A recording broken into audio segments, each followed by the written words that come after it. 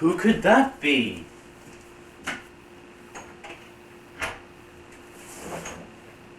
Why, it's What? Steve. Yeah. What a surprise.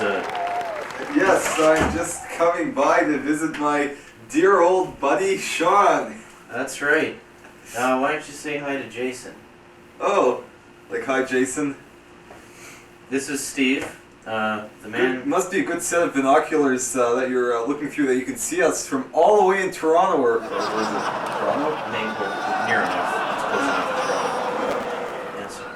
Well, Steve, what brings you here today? Well, I just thought, gee, I have this video interface just kind of lying around, and I just wondered out of the blue if Sean might want to borrow it. Well, gosh, Steve, you must be able to read my mind or something. You know, I really could use one of those. Well, there you go. This is great.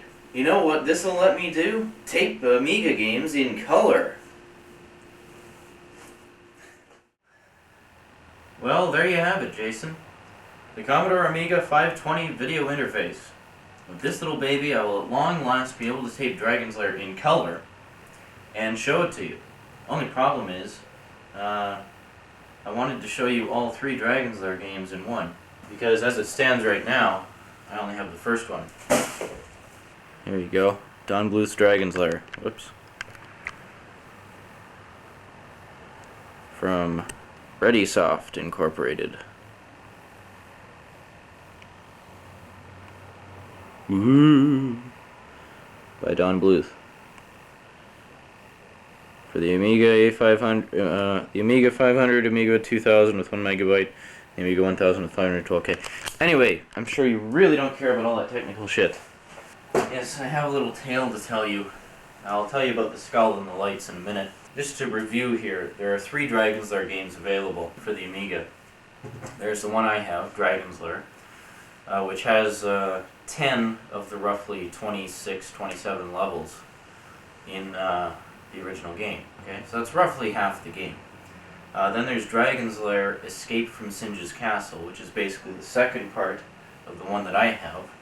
That one has 15 scenes, so basically, with the purchase of that one, in addition to this one, you'll end up having virtually the entire original game. They've shortened some of the scenes for to conserve disk space, I guess. But anyway, that would be more or less the entire game. That's what I wanted to do, was show you those 2 together. Then of course, there's the sequel that I told you about, which is currently in arcades, Dragon's Lair 2: Time Warp. I have ordered Escape from Singe's Castle as well as Time Warp.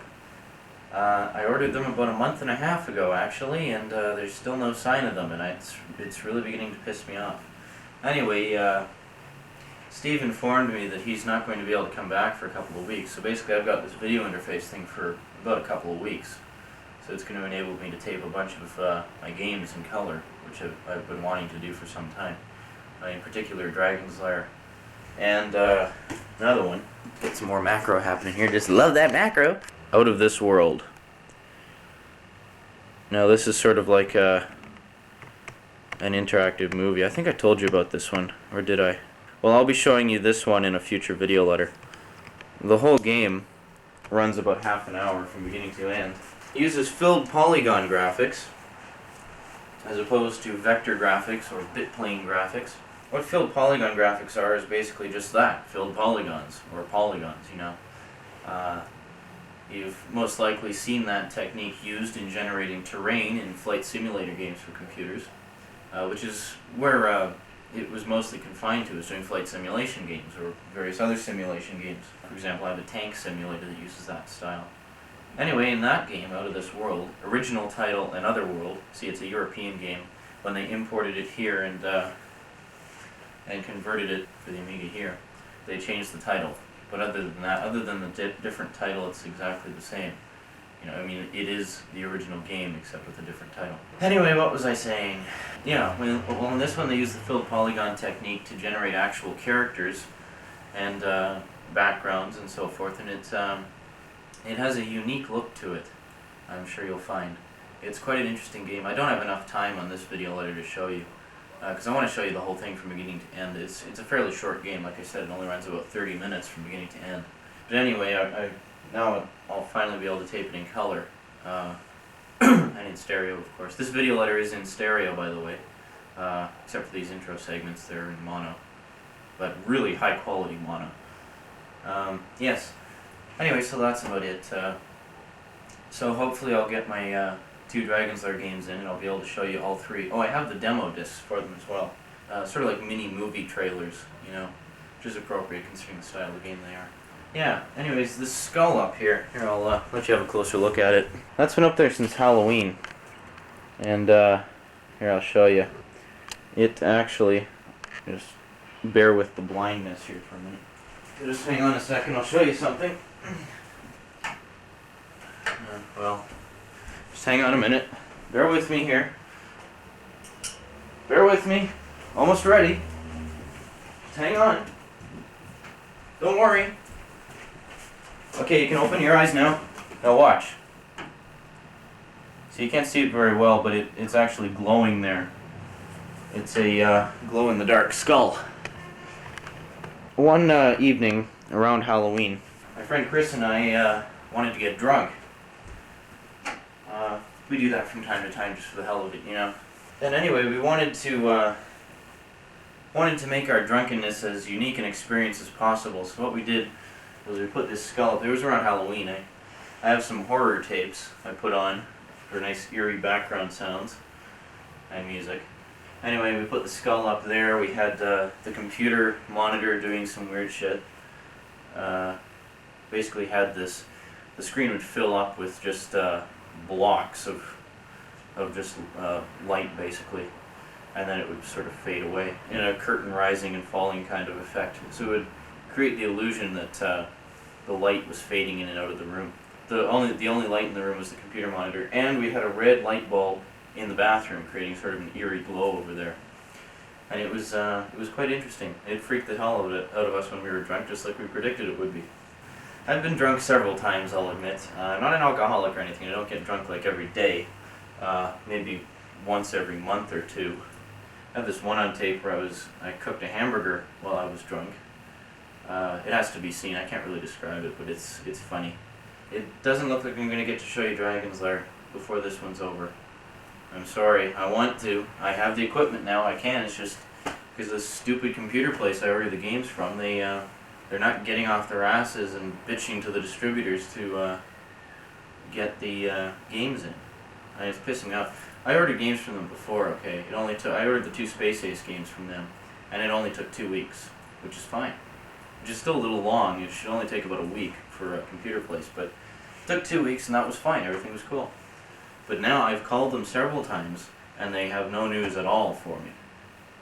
So, I don't know, it's been over a month and a half now. I ordered them at the beginning of... No, I ordered them at the end of February.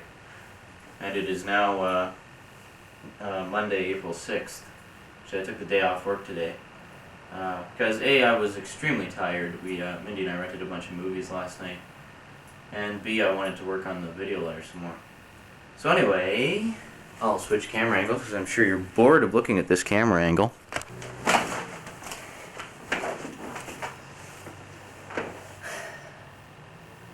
Yeah, so there you go. I just wanted to tell you, Jason, that I felt sympathy for you in the extreme when you had to go without your camera for so long. I'm sure you have it back by now. I hope so. So it was due back when, March 23rd, and it's now what, April 6th? The time is roughly 8:23 p.m. This clock. Okay, fine, 8:24. Look at the clock trying to upstage me now. Okay. The clock's a few minutes fast. It's actually 8:20.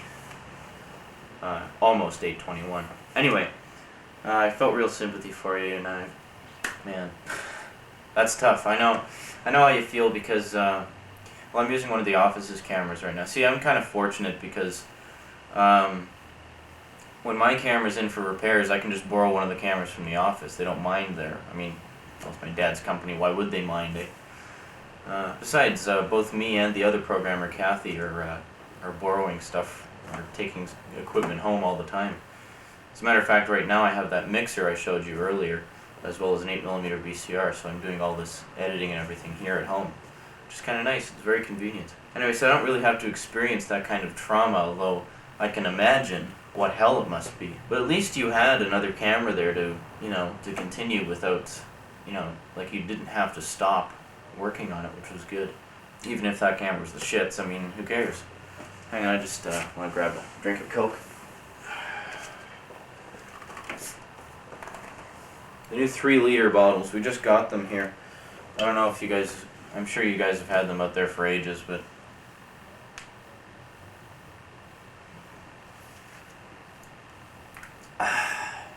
most refreshing.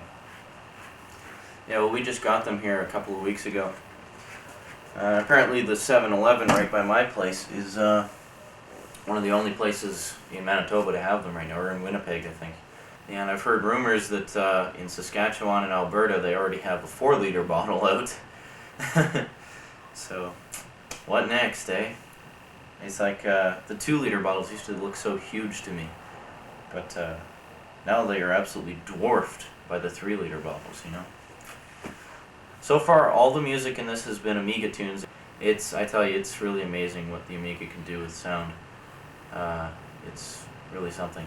Enough of my babbling, just wanted to sit and chat for a bit, and I'll talk to you later. So, enjoy the rest of the show, and I'll see you in a bit. Before I forget, I wanted to mention to you that, well, you thought the 8-bit version of Battletoads was something? Well, get ready for this. For the Super Nintendo, Battletoads is coming out. There's going to be a 16-bit version. You saw how fast the 8-bit version was. I shudder to think what the 16-bit version is going to be like. Anyway, just thought you might like to know that. Also, the game Out of This World is also coming out for the Super Nintendo. I'm not sure exactly when. I have a magazine around here somewhere that has the release date. Just hang on a second, I'll find it for you. Okay, GamePro magazine. Good magazine, if you like video games. Oh, it doesn't give you any specific date, it just says available spring 92. Actually, hang on a second, there was a section at the beginning previewing new games. Super NES. Battletoads, here I'll read this to you. Battletoads from Trade West. Pimples, zits, and rash are back, and we ain't talking about skin conditions. The most outrageous NES beat-em-up of 1991 is going 16-bit. This time you can play all 3 web-footed heroes. And it says it's going to be available in the summer of 92. As for Out of This World... interesting. Anyway, sorry. Out of This World, Wanderplay. The title says it all. A whacked-out scientific experiment zaps you into a fantastic, danger-filled dimension. The polygon-based graphics are amazing. All the critics have absolutely been raving about it. Oh, and it just says the same thing, available spring 92. So it should be available probably this month. So look for it, it's a good one. And from the photos I've seen from the Super Nintendo version, it is identical to the home computer version. I have not been able to detect any difference between any of the various versions available. Apparently the Amiga version is identical to the IBM PC version, and the Super Nintendo version is identical to those 2 versions as well. The only difference being the Amiga version, unlike the other versions, the Amiga version is in stereo. Ha! Score another one for Amiga. As you've probably noticed by now, I am rather Amiga biased and proud of it, damn it. Basically because I know for a fact that the Amiga is a far superior computer to other computers in terms of graphics and sound capabilities. Sure, the IBM has VGA and Super VGA, but the Amiga has 24-bit capabilities. That's not 24 bits distributed amongst graphics and sound. That's 24 bits of power devoted entirely to graphics, exclusively devoted to graphics. The sound itself, which is separate altogether, is 8 bits, which is exactly the same as what you find in most CD players. Anyway, thought you might find that interesting. A little bit of technical specs for you. On with the rest of the show. Enjoy.